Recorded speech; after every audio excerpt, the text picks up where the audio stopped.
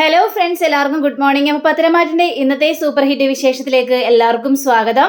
അങ്ങനെ നമ്മുടെ അബിയെ ചോദ്യം ചെയ്തുകൊണ്ടിരിക്കുകയാണ് ജലജ. അപ്പോൾ ജലജ ചോദിക്കുകയാണ്, നിനക്കും നിന്റെ അനിയത്തിക്കും കൂടി അച്ഛനായിട്ട് എന്തൊക്കെയോ ബന്ധമുള്ളതുപോലെ എനിക്ക് തോന്നുന്നു. പക്ഷെ അവൾ പറയുന്നുണ്ട് എനിക്ക് അങ്ങനെ ഒരു ബന്ധമില്ല എന്ന്. അവൾ പറയുന്നത് വിശ്വസിക്കാം, അവൾ അങ്ങനെ കള്ളൊന്നും പറയില്ല. പക്ഷെ നീ പറയുന്നത് അങ്ങോട്ട് വിശ്വസിക്കാനായിട്ട് ബുദ്ധിമുട്ടാണല്ലോടാ അബി. നിന്റെ അച്ഛനെ കാണാറുണ്ടോ എന്നൊക്കെ ചോദിച്ചപ്പോഴേക്കും ഞാൻ ആരെയും കാണാറില്ല എൻ്റെ പൊന്നമ്മ. അമ്മ എന്തിനാണ് വെറുതെ ശല്യപ്പെടുത്തിക്കൊണ്ട് എൻ്റെ പിന്നാലെ നടക്കുന്നത്? ഞാൻ ആരെയും അങ്ങനെ കാണാറില്ല എന്നൊക്കെ പറയുകയാണ്. അതെ, ഞാൻ ഡേവിഡ് സാറിനെ വിളിച്ചത്. അതെ, ഈ ഡേവിഡ് എന്ന് പറഞ്ഞ അയാൾ അവിടുത്തെ മാനേജർ മാത്രമായിട്ടാണ് എനിക്ക് തോന്നിയിട്ടുള്ളത്. പിന്നെ നിന്നെ പെട്ടെന്ന് മാനേജറാക്കുകയും കമ്പനിയുടെ എല്ലാ ഉത്തരവാദിത്തങ്ങളും തരുന്നതും അതൊക്കെ അറിഞ്ഞുകൊണ്ട് തന്നെ അല്ലേടാ എന്ന് ചോദിക്കുമ്പോൾ അതെ അറിഞ്ഞുകൊണ്ടാണ്. അതിനിപ്പോൾ എന്ത് വേണം? എടാ എന്താണ് നീ പറഞ്ഞത് എന്ന് ചോദിക്കുമ്പോൾ പിന്നെ ഞാൻ എന്താ പറയേണ്ടത്? അമ്മ പിന്നെ ഓരോ ചോദ്യങ്ങളായിട്ട് വരുന്നതല്ലേ. എന്നെ മാനേജറാക്കി എനിക്ക് എല്ലാ അധികാരങ്ങളും തന്നു അവിടെ. അപ്പോഴൊക്കെ എനിക്ക് സംശയം ഉണ്ടായിരുന്നു, ഇതെന്താ എനിക്ക് എല്ലാ അധികാരങ്ങളൊക്കെ തരുന്നതെന്ന്. അല്ലാതെ നാഗേന്ദ്രൻ എന്ന് പറഞ്ഞൊരു അച്ഛനെ കുറിച്ചൊന്നും എനിക്ക് അറിയാനും പാടില്ലായിരുന്നു. ഞാൻ അച്ഛനെ കണ്ടിട്ടുമില്ല. അച്ഛനെന്ന് പറഞ്ഞാൽ എപ്പോഴും നീ പറയേണ്ട ആവശ്യമൊന്നുമില്ല. അയാൾ നിന്റെ അച്ഛനൊന്നും അല്ല. എൻ്റെ 2 മക്കളെയും തട്ടിയെടുക്കാനുള്ള പരിപാടിയാണ് അയാൾ മുഴുവനും ചെയ്തു കൂട്ടുന്നത്. അവരിലേക്ക് അടുക്കാൻ പോലും പാടില്ല അബി. അങ്ങനെ വല്ലതും ഞാൻ അറിഞ്ഞു കഴിഞ്ഞിട്ടുണ്ടെങ്കിൽ പിന്നെ ഈ അമ്മയും മകനും തമ്മിലുള്ള ബന്ധം ഞാൻ അങ്ങോട്ട് അവസാനിപ്പിക്കും. ഇത് കേട്ട് കഴിഞ്ഞപ്പോഴേക്കും അബി മനസ്സിൽ പറയണം, ആ ബന്ധം അവസാനിപ്പിക്കും, അതായിരിക്കും നല്ലത്. അങ്ങനെയാണെങ്കിൽ എനിക്ക് അച്ഛൻ്റെ പക്ഷത്ത് ചേരാലോ. എന്താടാ നീ പറഞ്ഞത് ചോദിക്കുമ്പോൾ അയ്യോ ഞാനൊന്നും പറഞ്ഞില്ല, ഞാൻ ഇനി ആരെയും കാണാനായിട്ട് പോകുന്നില്ല. എന്താ അതുപോരെ എന്നും പറഞ്ഞ് അബി അവിടെ നിന്ന് പോവാണ്. അപ്പം അബി അവിടെ നിന്ന് പോകുമ്പോഴും ജലജയ്ക്ക് ആകെ അരിശ്യം വരിക. അപ്പം ജലജയാണെങ്കിൽ റൂമിൽ പോയിരുന്ന് കുറേ കാര്യങ്ങളെല്ലാം ചിന്തിക്കുകയാണ്. ഇല്ല, ഒരിക്കലും നാഗേന്ദ്രനുമായിട്ട് എൻ്റെ മക്കൾ ബന്ധം കൂടാനായിട്ട് ഞാൻ സമ്മതിക്കില്ല. അതിന് ഞാൻ വഴിയൊരുക്കി കൊടുക്കില്ല. എങ്ങനെയെങ്കിലും ഇത് അവസാനിപ്പിച്ചേ മതിയാവുള്ളൂ എന്ന് ജലജയും ചിന്തിക്കുക. അങ്ങനെ പിന്നീട് കാണിക്കുന്നത് നമ്മുടെ നന്ദുവിനെയാണ്. അപ്പം നന്ദു ആണെങ്കിൽ ആകെ തലപുകഞ്ഞ് ഇങ്ങനെ കിടക്കുക. ആ സമയത്താണ് അമ്മ കയറി വരുന്ന. ഒരു സാരിയൊക്കെ ഉണ്ട് കയ്യിൽ. കയറി നിന്നിട്ട് നന്ദൂട്ടാ എന്ന് പറഞ്ഞുകൊണ്ട്, എന്താ അമ്മേ? നന്ദൂട്ടാ ഈ സാരി എങ്ങനെയുണ്ട് നന്ദൂട്ടാ? അടിപൊളിയല്ലേ നന്ദൂട്ടാ? എനിക്ക് ഈ സാരി കൊടുത്തിട്ടാ നാളെ ഞാൻ നിശ്ചയത്തിന് പോകാൻ പോകുന്നത്. എങ്ങനെയുണ്ട് നന്ദൂട്ടെന്ന് ചോദിച്ചപ്പോഴേക്കും അമ്മേ ഇത് ഞാൻ അമ്മയ്ക്ക് മേടിച്ചു തന്ന സാരിയല്ലേ, പിന്നെന്തിനാ നല്ലതാണോന്ന് ഇപ്പം ചോദിക്കുന്നത്? നീ തന്നെ മേടിച്ചു തന്ന സാരിയാ, അതുകൊണ്ടാണല്ലോ നാളെ നിശ്ചയത്തിന് ഇത് തന്നെ ഞാൻ ഇട്ടുകൊണ്ട് പോകുമെന്ന് പറയുന്നത്. പറ നന്ദൂട്ടാ, ഇത് ഞാൻ നാളെ ഇട്ടുകൊണ്ട് പോയാൽ നല്ലതായിരിക്കില്ലേ എന്ന് ചോദിക്കുമ്പോൾ അമ്മേ ആദർശേട്ടനും നയനേച്ചിയൊക്കെ അമ്മയ്ക്ക് നല്ല വില കൂടിയ സാരികളൊക്കെ എടുത്തു തന്നിട്ടില്ലേ? അപ്പം അതിലേതെങ്കിലും ഒരു സാരി കൊടുത്താൽ പോരെ അമ്മയ്ക്ക്? പോരാ, എനിക്കും അറിയാലോ അവരെനിക്ക് വില കൂടിയ സാരി മേടിച്ചു തന്നിട്ടുണ്ടെന്ന്. പക്ഷേ ഇത് നാളെ നിശ്ചയത്തിന് ഞാൻ എൻ്റെ നന്ദൂട്ടം മേടിച്ചത് സാരി ഉടുത്തിട്ട് പോകാനാണ് എനിക്ക് താല്പര്യം. ഞാനിത് ഉടുത്തിട്ടേ പോകുള്ളൂ.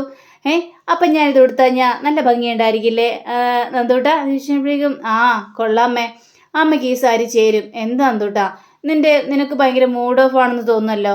നാളെ അനിയുടെ നിശ്ചയമായത് കൊണ്ടാണോ? നീ എന്തിനാ അതിനെക്കുറിച്ച് ഒക്കെ ഓർക്കുന്നത്? അതെല്ലാം അങ്ങോട്ട് വിട്ടേരുന്നേ. അനി അവന്തിക്കേക്ക് സ്വന്തമാണ്. അപ്പോൾ നീ അതിൽ കയറി ഇടപെടാനായിട്ട് നിൽക്കരുത്. അമ്മ എന്തൊക്കെയാ പറയുന്നത്? ഞാൻ അതിനെക്കുറിച്ചൊന്നും ചിന്തിച്ചില്ല. പിന്നെ നാളെ എൻ്റെ മോളെ ഞാൻ നിശ്ചയത്തിന് കൊണ്ടുപോകാത്തതേ വേണ്ട. നിങ്ങൾ തമ്മിൽ കാണണ്ട മോളെ, അതായിരിക്കും നല്ലത്. അത് ഞങ്ങൾ തമ്മിൽ കാണാറില്ലല്ലോ. പിന്നെ ചിലവരൊക്കെ പറഞ്ഞല്ലോ നിങ്ങൾ രണ്ടുപേരെയും ഒരുമിച്ചൊക്കെ പലയിടത്തും വെച്ച് കണ്ടിട്ടുണ്ടെന്ന്. അതൊന്നും ഞാനായിരിക്കില്ല. അവർക്കൊക്കെ കണ്ണിൽ കരടായിരിക്കും. എല്ലാവർക്കും ഒരേപോലെ കരട് വരുമോ നന്ദു? അങ്ങനെ സംഭവിക്കോ? എനിക്കറിയില്ല അമ്മേ. അവരെന്ത് വേണമെങ്കിലും കിടന്ന് പറയട്ടെ, അതൊന്നും എന്നെ ബാധിക്കുന്ന പ്രശ്നമല്ല. അപ്പം നന്ദൂട്ട ഞാൻ ഈ സാരി തന്നെ ഇട്ടുകൊണ്ട് പോകണോ അല്ലേ എന്ന് ചോദിച്ചപ്പോഴേക്കും അമ്മ ആ സാരി തന്നെ ഇട്ടുകൊണ്ട് പോയിക്കോ. പിന്നെ ഞാൻ മാത്രമല്ല മോളുടെ അച്ഛനുമേ അതേ കണ്ടീഷൻ തന്നെയാ. മോള് മേടിച്ചു കൊടുത്ത ഷർട്ട് ഇട്ടുകൊണ്ട് പോകുന്ന അച്ഛൻ പറയുന്നത്. അപ്പം അതുകൊണ്ട് തന്നെ മോളോട് ഒന്ന് അഭിപ്രായം ചോദിക്കാമെന്ന് വിചാരിച്ചു. അത്രയും മാത്രമേ ഉള്ളൂ. അല്ലാതെ വില കൂടിയ സാരിയൊന്നും ഞങ്ങൾക്ക് വേണ്ടായേ. ഞങ്ങൾക്ക് എൻ്റെ മോള് നന്ദൂട്ടം മേടിച്ചു തന്ന സാരി മാത്രം ഞങ്ങൾക്ക് മതി എന്നും പറഞ്ഞുകൊണ്ട് നമ്മുടെ കനക അവിടെ നിന്ന് പോവുക. കനക അവിടെ നിന്ന് പോയി കഴിഞ്ഞപ്പോഴേക്ക് നന്ദു ആണെങ്കിൽ ആകെ സങ്കടപ്പെട്ടിരിക്കുക. വല്ലാത്തൊരവസ്ഥ നിൽക്കുകയാണ്. എന്തൊരു ഗതികേടാണ്. താൻ സ്നേഹിച്ച് തൻ്റെ ചെറുക്കനെ കല്യാണം കഴിക്കാൻ പോലും പറ്റാത്തൊരവസ്ഥയിൽ നിൽക്കുകയാണല്ലോ നന്ദുവിന്. അങ്ങനെ ഈ കനകം നേരെ ഗോവിന്ദൻ്റെ അടുത്തേക്ക് ചെല്ലുകയാണ്. ഗോവിന്ദേട്ടാ, ഞാൻ മോളെ ഈ സാരി കാണിക്കാൻ വേണ്ടി കൊണ്ടുപോയതാ. മോള് മേടിച്ചു തന്നതാണല്ലോ ഇത്. എങ്ങനെയുണ്ടാവും ഞാൻ ഈ സാരി ഉടുത്താൽ എന്നൊക്കെ ഞാൻ ചോദിച്ചു. അപ്പം പറയാണേ, നയനേച്ചിയും ആദർശേട്ടനൊക്കെ അമ്മയ്ക്ക് വില കൂടിയ സാരികളൊക്കെ ഇഷ്ടംപോലെ മേടിച്ചു തന്നിട്ടില്ലേ, അതിലേതെങ്കിലും ഉടുത്താൽ പോരേന്ന്. ഞാൻ പറഞ്ഞു, എൻ്റെ നന്ദൂട്ടം മേടിച്ചെന്ന സാരി മാത്രം എനിക്ക് മതി, ഞാൻ ഇതേ ഉടുക്കുള്ളെന്ന്. ആ ഗോവിന്ദേട്ടനും അതേപോലെ തന്നെയാണെന്ന് ഞാൻ പറഞ്ഞു. ഏതായാലും അവൾ മേടിച്ച സാരിയും ഷർട്ടൊക്കെ ഇട്ടുകൊണ്ട് പോയാൽ മതിയെന്നേ, അവൾക്കും അതൊരു സന്തോഷമാവട്ടെ. പക്ഷേ മോൾക്കാകെ സങ്കടമല്ലേ? അതെ, സങ്കടമാ. ഞാൻ ആ റൂമിലേക്ക് കയറി ചെന്നപ്പോഴേ അവൾ എന്തോ ആലോചിച്ചുകൊണ്ട് കിടക്കുമായിരുന്നു. ഗോവിന്ദേട്ടാ, എന്ത് ചെയ്യണമെന്ന് അറിയാൻ പാടാത്തൊരവസ്ഥ. ഇനി നല്ലൊരു ചെറുക്കന് നോക്കി അവളെ കല്യാണം കഴിപ്പിച്ച് കൊടുക്കണം. പക്ഷേ ഇതും ഞാൻ ജ്യോത്സ്യൻ്റെ അടുത്ത് ചോദിച്ചിരുന്നു. അപ്പം ആ ജ്യോത്സ്യം പറയാ അതേ മറുപടി തന്നെയാ, മകളുടെ മനസ്സിൽ ഏതാണോ ചെറുക്കൻ ആ ചെറുക്കനെ തന്നെ മകള് കല്യാണം കഴിക്കുമെന്ന്. ഇതൊക്കെ കേട്ടിട്ട് എനിക്ക് തലക്ക് ഭ്രാന്ത് പിടിക്കുകയാണ് എനിക്ക് ഗോവിന്ദേട്ടാ.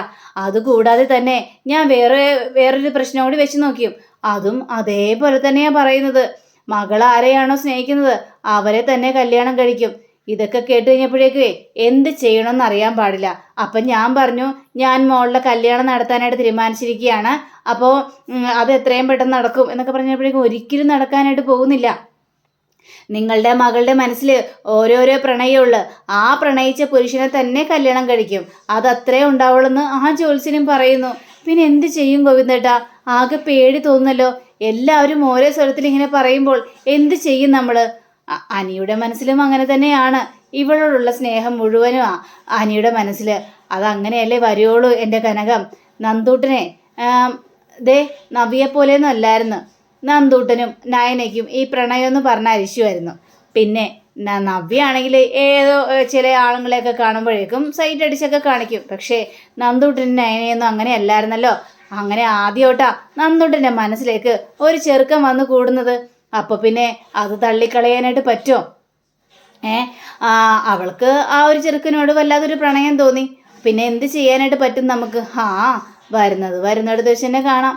നാളെ ഏതായാലും നമുക്ക് നിശ്ചയത്തിന് പോകാനുള്ളതല്ലേ. ഗോവിന്ദേട്ടൻ പോ എന്ന് പറഞ്ഞുകൊണ്ട് അങ്ങനെ ചെല്ലുകയാണ്. പിന്നീട് കാണിക്കുന്നത് നമ്മുടെ നയനയും ആദർശിനെയാണ്. അപ്പോൾ ആദർശാണെങ്കിൽ ആകെ സങ്കടപ്പെട്ടിരിക്കുക. എന്തോ പറ്റി ആദർശേട്ടാ? ആദർശേട്ടൻ എന്തോ ചിന്തയിലാണല്ലോ. അതേ തന്നെ നയനെ, ഞാൻ ചിന്തയിൽ തന്നെയാ. കാരണം ഈ കല്യാണത്തോട് എനിക്ക് ഒരു താല്പര്യമില്ല. ഞാൻ അവനോടൊക്കെ ചോദിച്ചു എഴുന്നേരത്ത് അവനൊരു താല്പര്യം കാണിക്കുന്നില്ല. മുത്തശ്ശനോടോ മുത്തശ്ശിയോടോ ഇത് പറഞ്ഞിട്ട് കാര്യമുണ്ടോ? അവരൊക്കെ എതിർത്തല്ലേ നിൽക്കുള്ളൂ. അവരെന്താണോ പറയുന്നത് അതനുസരിച്ചല്ലേ ജീവിക്കാനായിട്ട് പറ്റുള്ളൂ. ഇത് കേട്ട് കഴിഞ്ഞപ്പോഴേക്കും അതേ ആദർശേട്ടാ, ഇതിൽ നമുക്കൊന്നും ചെയ്യാനായിട്ട് കഴിയില്ലല്ലോ. നമുക്ക് എന്തെങ്കിലും പറയാനായിട്ട് പറ്റുമോ? പിന്നെ നന്ദുവിനല്ലാതെ വേറെ ആരെങ്കിലെയാണ് അനി സ്നേഹിച്ചിരുന്നെങ്കിൽ ഞാൻ എനിക്ക് നല്ല കട്ട സപ്പോർട്ടായിട്ട് നിന്നാനായിരുന്നു. പക്ഷേ ഇവിടെ വേറെ ഇതായി പോയില്ലേ ആദർശേട്ടാ. അതുകൊണ്ട് എനിക്കിതിലൊന്നും ചെയ്യാനായിട്ട് പറ്റില്ല. അമ്മയ്ക്കും അച്ഛനും ആണെങ്കിലും ഇതിനോട് താല്പര്യമില്ല. എനിക്ക് അവരോടൊന്നും തുറന്നു പറയാനും പറ്റില്ല. അനിയുടെ മനസ്സിൽ നന്ദു ആണെന്ന് എനിക്ക് നന്നായിട്ട് തന്നെ അറിയാം ആദർശേട്ടാ. പക്ഷേ നമുക്ക് സഹായിക്കാൻ പറ്റാത്തൊരവസ്ഥയായി പോയില്ലേ. പിന്നെ എന്ത് ചെയ്യും? എനിക്കും അറിയാൻ അതിനെ. പക്ഷെ അവൻ്റെ സങ്കടം എനിക്കും കാണാതിരിക്കാനായിട്ട് കഴിയില്ല. കാരണം അവന്തികയെ അവൻ ചെറുപ്പം മുതൽ അങ്ങനെയൊന്നും ഒരു നോട്ടത്തോടെ കണ്ടിട്ടില്ല. ഞങ്ങൾ മൂന്നരും ഒരുമിച്ചല്ലേ സ്കൂളിലൊക്കെ പോയിക്കൊണ്ടിരുന്ന വെച്ചത്. ആ സമയത്ത് പോലും എനിക്ക് അവളോട് അങ്ങനെ ഒരു ഇഷ്ടം ഉണ്ടായിട്ടൊന്നുമില്ല. അതാണിപ്പോൾ വലിയ പ്രശ്നമായിത്തീരുന്നത്. ഇപ്പോൾ കല്യാണപ്രായമായി കഴിഞ്ഞപ്പോഴേക്കും അവന്തികയെ കല്യാണം കഴിക്കണമെന്ന് അനിയോട് പറയുമ്പോൾ എനിക്കത് താങ്ങാനായിട്ട് പറ്റുമോ? ഒരിക്കലും താങ്ങാനായിട്ട് പറ്റില്ല. ആദർശേട്ടാ, നാളെ ഏതായാലും നിശ്ചയം നടക്കട്ടെ. നിശ്ചയമൊക്കെ കഴിയാൻ നേരത്ത് അവർ പഴയതുപോലെ തന്നെ ആയിക്കോളും.